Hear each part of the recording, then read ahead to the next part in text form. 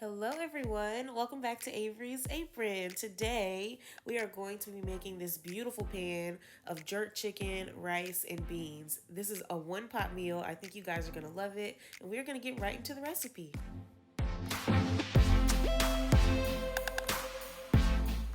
Okay, so here are all of our ingredients that we are going to be using today. I actually found this recipe on Pinterest, so I'm going to link the original recipe down below for you in case you want to give this recipe a try yourself. This was my first time making it, and it was quite delicious, okay? I did tweak a few things in the recipe, but overall, I pretty much followed the recipe, okay? But here, I've got my chicken thighs that I've cleaned, and I patted them dry, and now I'm just drizzling over some oil, and then I'm going to go ahead and lightly season these, okay? I'm not using a ton of seasonings today because we are using a store-bought jerk marinade that is full of flavor. For seasonings, I just use salt, pepper, garlic powder, and onion powder, okay? I'm gonna go ahead and mix this up really well to make sure everything is nicely coated, and then we're gonna go ahead and go in with our jerk marinade.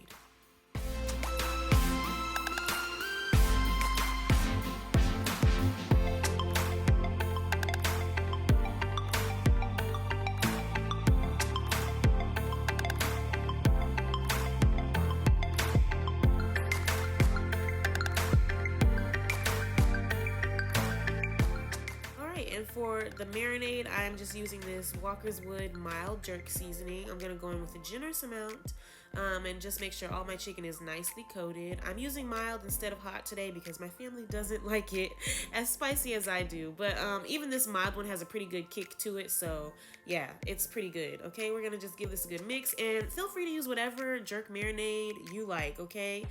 This is just the one that my family has tried before and we really enjoy it. So yeah. But I'm going in with just a little bit more to make sure everything is just nicely coated. And then I'm going to cover this with some plastic wrap and I'm going to pop it in the fridge to marinate. You want to marinate this for at least 4 hours, but you could also do it overnight if you'd like.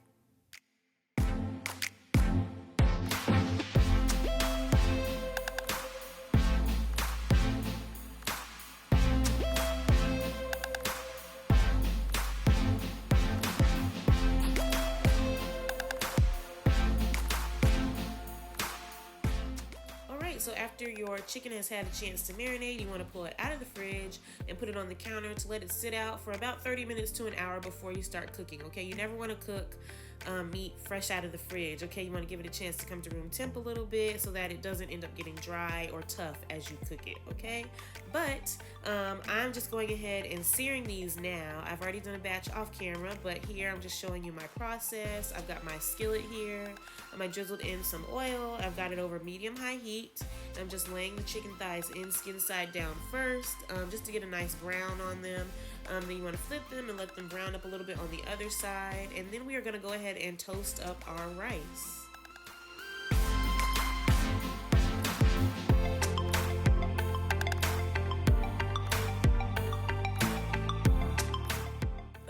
My chicken thighs are brown to my liking, and just for reference, I brown these about 5 minutes per side, okay? If you're somebody who needs an exact time.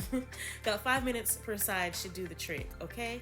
But now I'm just gonna go ahead and saute up my onions and garlic, and as you can see, I did not clean out the pan, all right? We are going to saute our onions in all of those beautiful brown bits in the bottom of this pan, okay? We're gonna try to scrape some of that up, and it's gonna give our dish some really good flavor, okay? So do not clean out the bottom of your pan.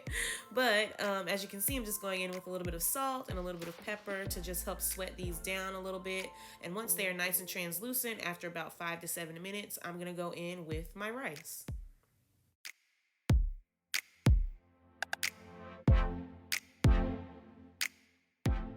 Alright, so as you can see, our onions are nice and translucent. I did go in with another little splash of oil because my pan was getting a little bit dry. But now I've just gone in with my rice. I'm sprinkling in a little bit of dry thyme, some black pepper. I'm gonna give that a stir, and then I'm also gonna go in with some chicken bouillon seasoning.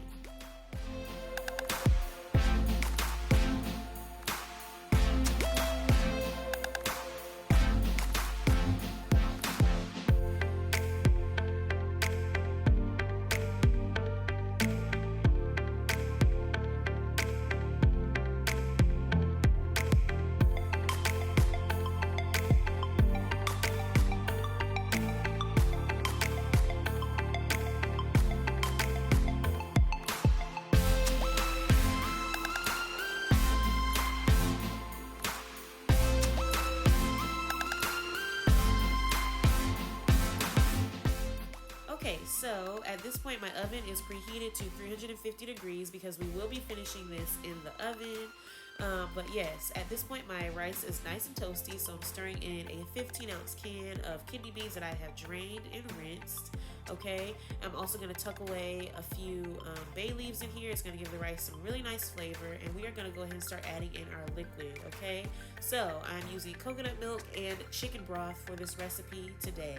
If you do not like coconut, do not worry. Okay, this coconut milk is not going to add a very strong coconut flavor to the rice. I promise you, it's just going to be really good. Okay, give it a try. Don't knock it till you try it.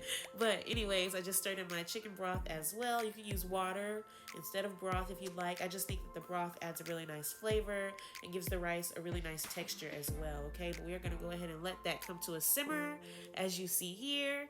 And we are laying our chicken back in to our rice mixture. Okay, we're gonna lay those in, and we are also gonna pour in all those juices that are on my plate from the chicken. Okay, we want to make sure we get all the flavor from this. Okay, but yes, after we lay our chicken in nicely, we're gonna go ahead and put this in the 350-degree oven for about 45 minutes to an hour, or until our chicken thighs are cooked through and our rice is nice and tender. Okay, after it comes out of the oven, it will look like this.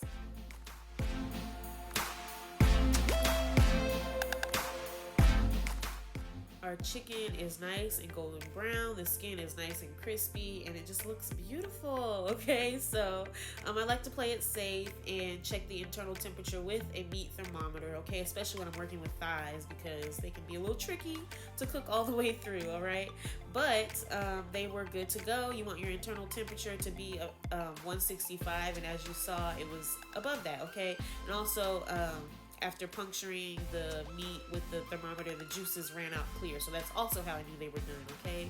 But like I said, I'm just removing the chicken because I'm gonna go ahead and fish out those bay leaves that I added in earlier, because you don't want anybody biting down on those, okay? And I'm also gonna just fluff my rice up a little bit and fluff in a little bit of butter as well.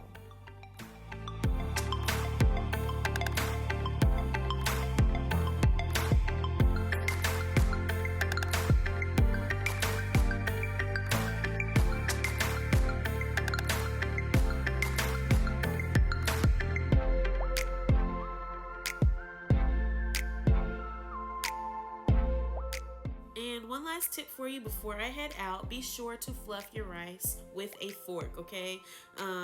A fork is just nice and gentle, and it doesn't compromise the texture of the rice. If you stir it too much with like a spatula, it could make the rice sticky and gummy, and you don't want that, okay? So just use a fork so you don't compromise the texture, all right?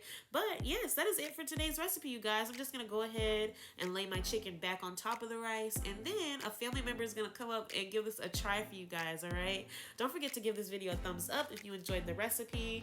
Comment down below any future recipes you'd like to see.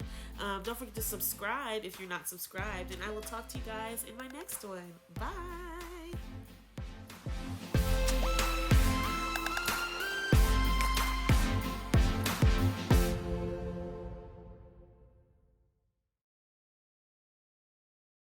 I got my favorite taste tester here, Quentin. Just gonna give it a try for you guys.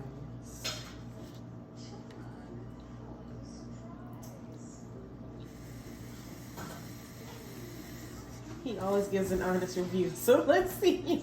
I like it. I would have added some like a special sauce with it. A sauce? You always looking for a sauce.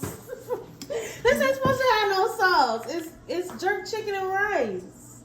What sauce do you need? Like a spicy sauce. Oh my gosh, the chicken's already spicy. Well, thanks for your input anyway. I appreciate it.